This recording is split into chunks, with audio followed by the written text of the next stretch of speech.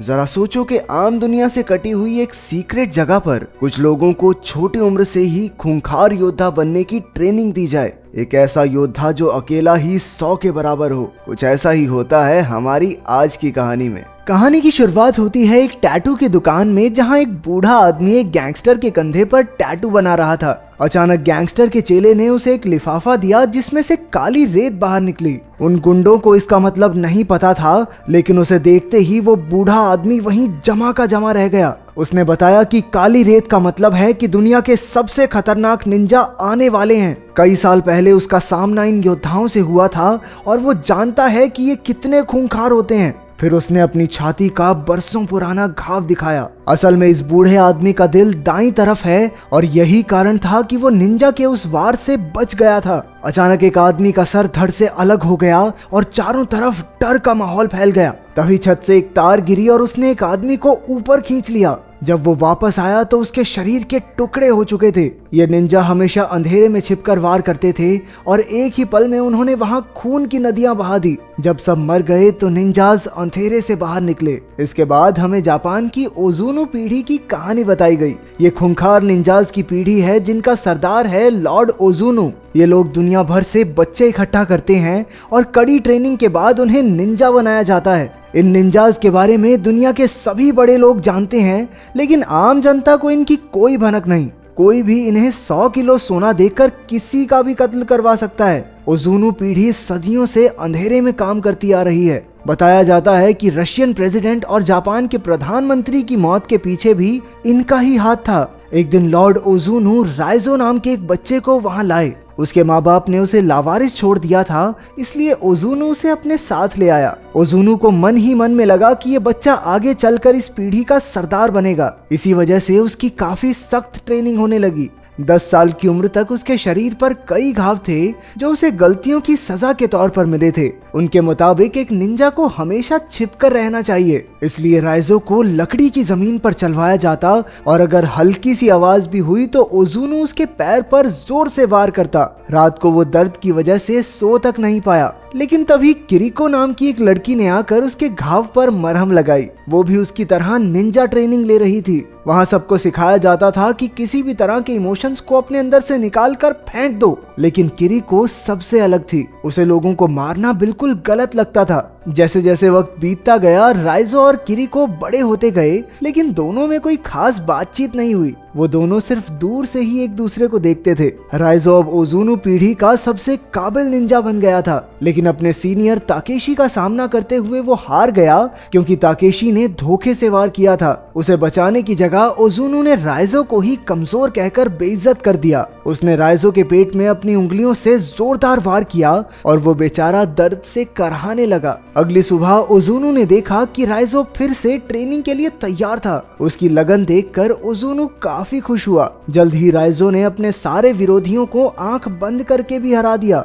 लेकिन किरिको को वहां की मारा मारी अब भी पसंद नहीं थी। राइजो अक्सर उसे समझाता था कि अगर ओजुनु को पता चल गया तो वो किरिको का दिल निकाल लेगा। फिर किरिको ने कहा, लेकिन मेरा दिल तो तुम्हारे पास है, तो कोई कैसे निकालेगा? एक दिन किरिको को चाकू से किसी को मारने का टास्क मिला। जब किरिको से ये नहीं हुआ तो ओजुनु ने उसके चेहरे पर चाकू मारकर उसे पिंजरे में बंद कर दिया। रात को राइजो छिपकर उससे मिला और उसे पानी पिलाया। कुछ दिन बाद एक रात को किरिको दीवार फांदकर भागने लगी। उसने राइजो को भी अपने साथ बुलाया, लेकिन राइजो ओजुनु के लिए वफादार रहा। आखिरकार वो पकड़ी गई और अब उसे मौत की सजा होनी थी। ताकेशी ने सबके सामने उसके दिल पर वार करके उसे मार डाला। उस दिन राइजो के अंदर भी कुछ मर गया, लेकिन वो फिर भी ओजुनु से जुड़ा रहा। इसके कुछ साल बाद बर्लिन में मीका नाम की एक लड़की को निंजाज के होने के कुछ सबूत मिले। इन सबूतों को लेकर वो अपने बॉस मैस्लो के पास पहुंची, लेकिन मैस्लो ये मानने को तैयार नहीं था कि ऐसे निंजाज मौजूद हैं जिनके बारे में सिर्फ बड़े लोग ही जानते हैं।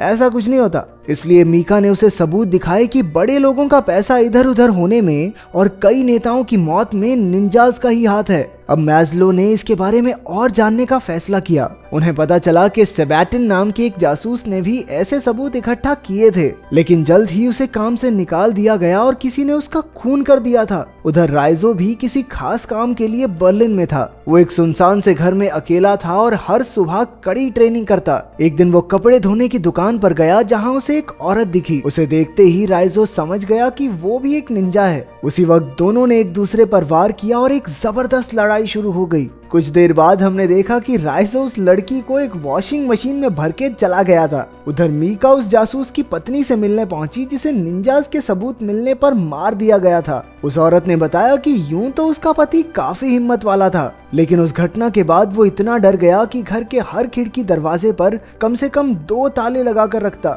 घर के हर कोने में रोशनी रहती थी। उसने परछाइयों के लिए कोई जगह छोड़ी ही नहीं कि कहीं कोई निंजा ना आ जाए। लेकिन उस रात जब वो आए तो बत्तियां अपने आप ही बंद होने लगी। अगले दिन मीका के ऑफिस में एक ऑफिसर आया क्योंकि वो ऐसी चीजों के बारे में ज्यादा सोच रही थी जो उसके काम की थी ही नहीं। उस रात मीका ध्यान से घर लौटी, लेकिन उसने देखा कि पूरी गली में ही लाइट नहीं थी। वो फिर भी अपने घर में घुसी और उसी वक्त एक निंजा ने उस पर हमला कर दिया। हैरानी की बात तो ये थी कि एक दूसरे निंजा ने उसकी जान बचाई और सारे कातिलों को खत्म कर दिया। ये कोई और नहीं बल्कि राइजो ही था। हमने देखा कि इससे पहले अपने मिशन पर राइजो ने अपना सारा गुस्सा निकाला और बड़ी बेरहमी से उस आदमी का कत्ल कर दिया। इस मिशन के बाद वो छत पर बाकी निंजाज से मिलने गया। लॉर्ड ओजुनु ने कहा कि उसे राइजो पर गर्व है, लेकिन अचानक राइजो ने उस पर हमला कर दिया और उसकी आंख और चेहरे को चीर डाला। उसके साथ के निंजाज ने लीडर पर हमला करने की वजह से उसे काफी जख्मी करके छत से नीचे फेंक दिया।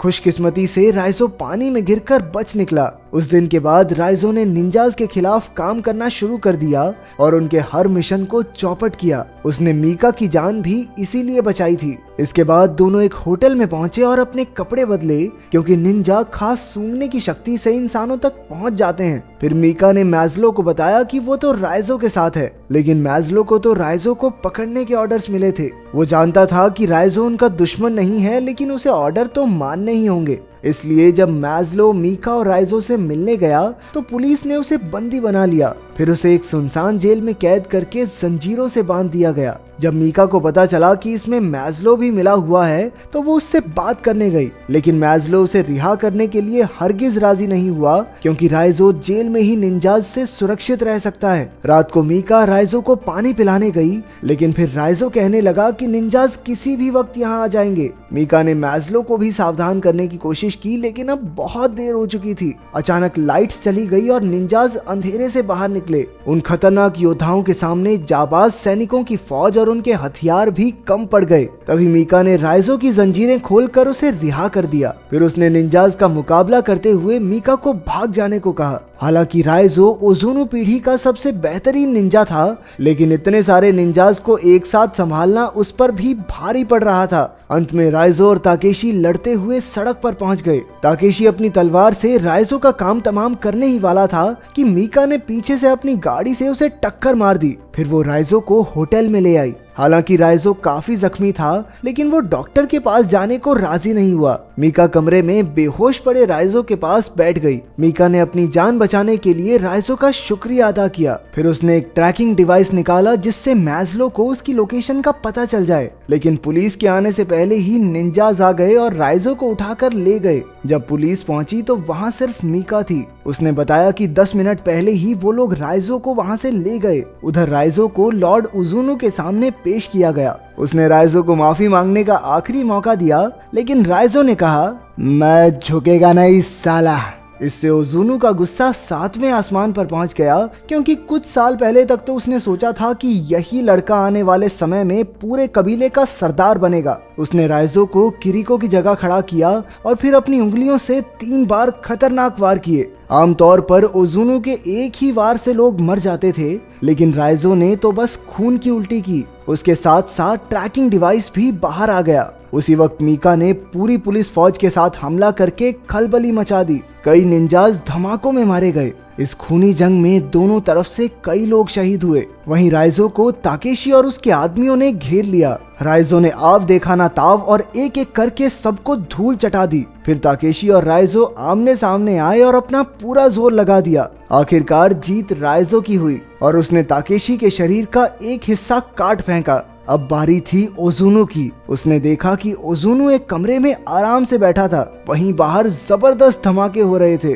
अचानक ओजुनु हवा में ही गायब हो गया और राइजो के पीछे के अंधेरे से निकला। सिर्फ एक धक्के से उसने राइजो को हवा में उड़ा दिया। फिर दोनों ने अपनी तलवारें निकाली और एक दूसरे के खून के प्यासे हो गए। ओजुनु ने एक बार फिर उसे माफी मांगने का मौका दिया और कहा कि वो राइजो का बाप है, वो ही उसे वहां लेकर आया था और बचपन से आज तक पाला है। लेकिन राइजो ने जवाब दिया कि वो किसी का बेटा नहीं और ओजुनु को खत्म करके ही वो आजादी की पहली सांस लेगा। फिर वो ओजुनु पर लपक पड़ा लेकिन वो एक बार फिर से गायब हो गया। तभी मीका राइजो की मदद करने पहुंची। मौका देखकर ओजुनु ने पीछे से मीका की छाती के तलवार आर पार कर दी। ये देखकर राइजो को याद आ गया कि कैसे इन दरिंदों ने उसके बचपन के प्यार किरिको को मार डाला था। गुस्से से भरकर राइजो ने एक ही झटके में अपनी तलवार से ओजुनु के 3 टुकड़े कर दिए। राइजो मीका को बाहर लाया और डॉक्टर्स ने उसे देखा। पता चला कि मीका का दिल दरअसल दाईं ओर है, इसलिए वो बच जाएगी। आखिरकार राइजो ने एकेडमी की दीवार फांदी और वैसा ही किया जैसा किरिको चाहती थी। इस तरह वो किरिको को अपने दिल में बसाए वहां से चला गया। क्या तुमने किसी को सच्चे दिल से चाहा है? और अगर हाँ तो तुम्हारा प्यार मुकम्मल हुआ या नहीं, कमेंट्स में जरूर बताना।